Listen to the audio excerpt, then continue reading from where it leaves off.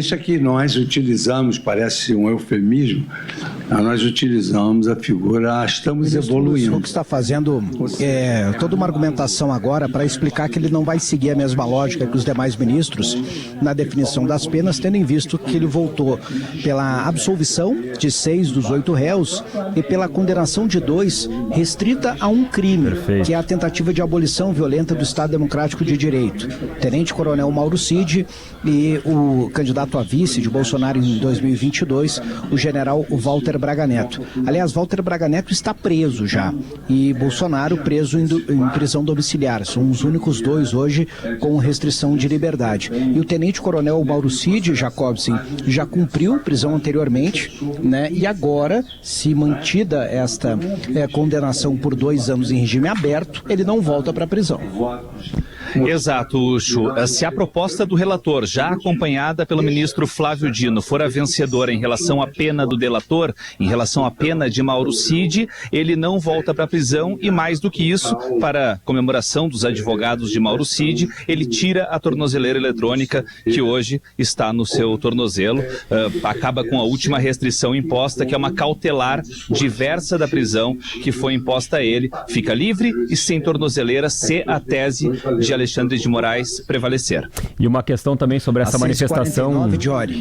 E uma questão também sobre essa manifestação do Luiz Fux, Chu, que ele aproveita também esse momento de fala para fazer uma espécie de tréplica em relação àquilo que havia colocado o Alexandre de Moraes anteriormente.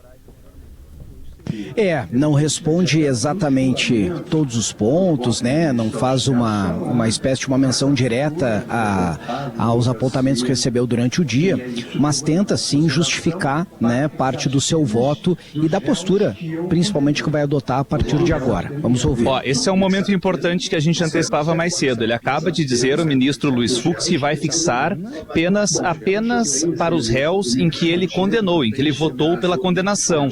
Não é a decisão do pleno, mas é a decisão dele que ele vai manter. É uma decisão tomada em 2023, que nós antecipamos mais cedo, foi alertada pelo professor Salo de Carvalho e que agora aparece aqui. Fux votará apenas nos casos em que condenou os réus. Vamos ouvir o ministro Luiz Fux. Põe uma pena menor para o réu e nós sempre entendemos que no momento da condenação todas as tendências devem ser pró-réu. Eu vou acompanhar integralmente o voto do relator. Obrigado. Em relação ao 3 votos a 0, formada a maioria, a pena do Tenente Coronel Mauro Cid é de 2 anos de prisão em regime aberto, uma das menores penas possíveis em razão da colaboração premiada e os benefícios que ele tem por isso. Agora vota a ministra Carmen Lúcia, mas a maioria já está formada. Luiz Fux, eu tinha elaborado as penas do réu Mauro César Barbosa Cid. Entretanto, ao final, eu também estava aplicando rigorosamente, apenas para acentuar. Eu acho que até vou retirar essa parte do meu voto para efeito de publicação do voto, porque, uma vez, que a despeito do que seria fixado em cada caso, em cada uma dos crimes imputados a ele, e principalmente analisando circunstâncias e as 3 fases, acho que realmente não seria necessário e, portanto, eu estou acompanhando o ministro relator para dar cumprimento ao acordo de colaboração premiada, neste caso, com 2 anos de reclusão em regime... 4 votos, portanto, em favor da tese do relator. Mauro Cid, o delator, o ex-ajudante de ordens de Jair Bolsonaro, tem agora 5 votos, portanto, formados. A turma concorda plenamente que ele cumprirá a pena pelos crimes que cometeu de 2 anos em regime aberto. Na prática, fica livre e sem tornozeleira, Chu. E atenção total agora, Diória, porque a gente vai para a definição das penas do ex-presidente Jair Bolsonaro. Está definida a situação sobre o réu colaborador, que, apesar de ter sido condenado nos 5 crimes, ganhou o benefício por ter colaborado com a justiça e ficará preso, entre aspas, por 2 anos, porque é um regime aberto. Ele não vai, na prática, para a prisão, não teve o perdão judicial, mas não vai para a cadeia. Agora, o ministro Alexandre de Moraes vai retomar em seguida a palavra para decidir a pena do ex-presidente Jair Bolsonaro. E considerei de alta relevância, apenas para explicitar. Pois não, ministro Flávio Dino. Obrigado, presidente. Então, agora, iniciarei pelo líder da organização criminosa e, na sequência, como disse, em ordem, ao meu ver, decrescente de culpabilidade. Réu Jair Messias Bolsonaro.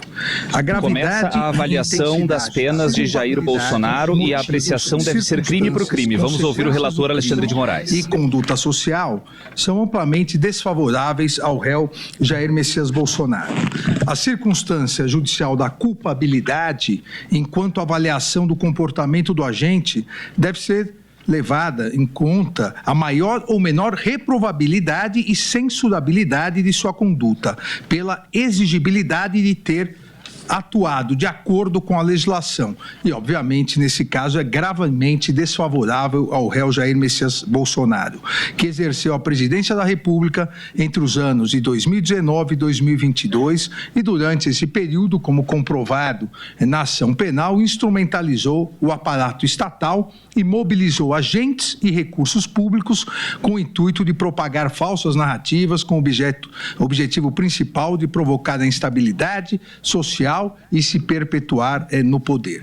Depositário da confiança do eleitorado, agiu dolosamente de forma a induzir a população em erro, notadamente no ponto relacionado à integridade dos sistemas de votação e às urnas eletrônicas, bem como incitar a população contra o poder judiciário. Espera-se que aquele que foi eleito democraticamente para o mais alto cargo da República paute suas atitudes com mais rigor. Todavia, não foi o que aconteceu. O que se viu durante 4 anos do mandato foi a implementação de uma organização criminosa, tendo como líder o réu Jair Messias Bolsonaro, com o intuito de colocar em prática o plano de ruptura institucional com um golpe de Estado e o fim do Estado democrático de direito. Então, a culpabilidade é desfavorável.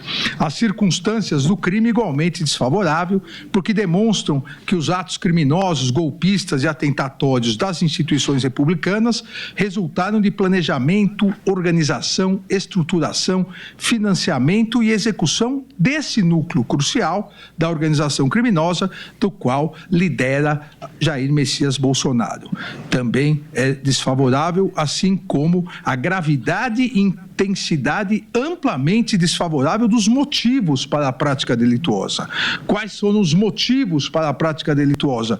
A ideia de perpetuação no poder do seu grupo político, independentemente do respeito às regras democráticas e às instituições republicanas. Também as consequências do crime são amplamente desfavoráveis, porque direcionadas a aniquilar os pilares essenciais do Estado democrático de direito, mediante violência, grave ameaça, ataques sistemáticos ao poder judiciário, e a consequência maior do crime seria o retorno a uma ditadura no Brasil.